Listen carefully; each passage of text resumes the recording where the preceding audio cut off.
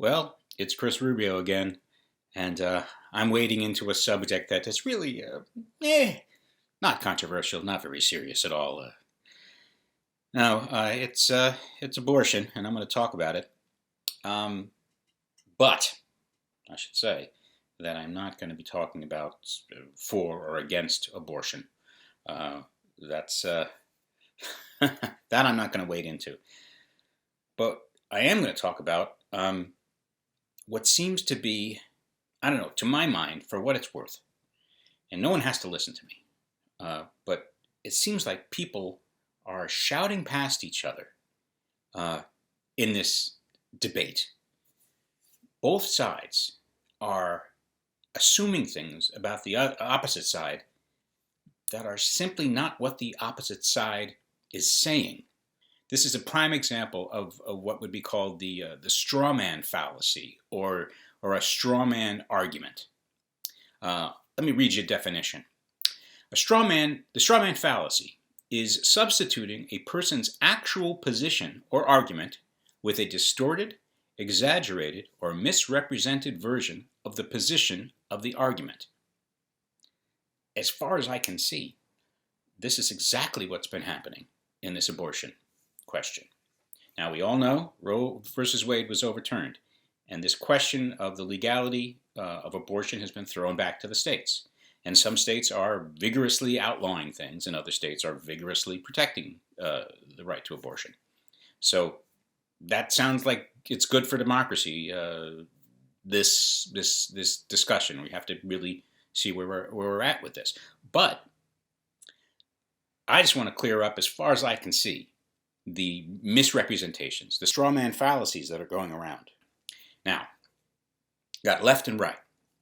On the left, we have a perception that people on the right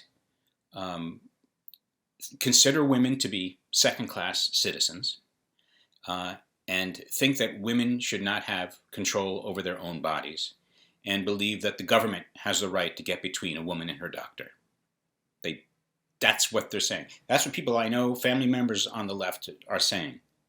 To that, I would say, is it possible that people who oppose abortion, lots of women, by the way, simply do because of what they would call their moral beliefs about the sanctity of human life?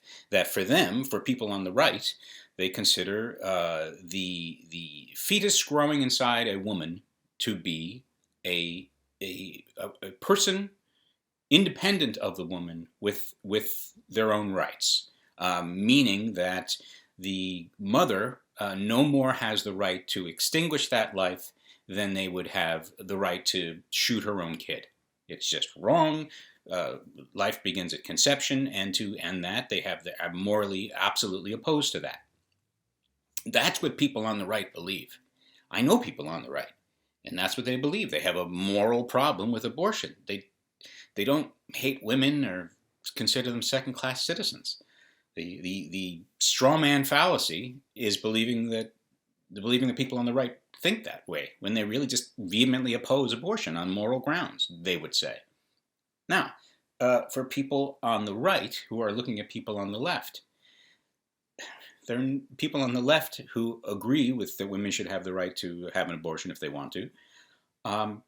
They don't hate life, and they don't think it's okay to kill babies. People on the left, as far as I can tell, truly believe that the life growing inside a woman is part of her body, just in the same way a mole on her shoulder would be part of her body. And if she chooses to get rid of the mole on her shoulder, getting rid of ending the life of the fetus is the same as that. It's part of her body, and she can do whatever she wants with her body. So that's what people on the left are saying. I don't know why some silly 56-year-old guy in his apartment in Los Angeles is making this video, really.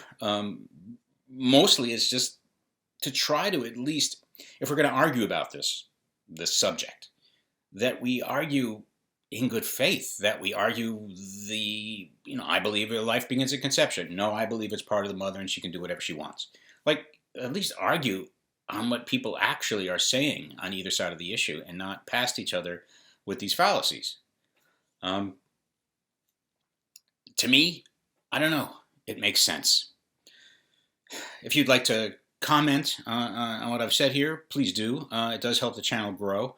I appreciate your liking and subscribing, and I look forward to taking on more controversial subjects and perhaps helping to make some positive impact. As always, I'm Chris Rubio, asking you to please think it over.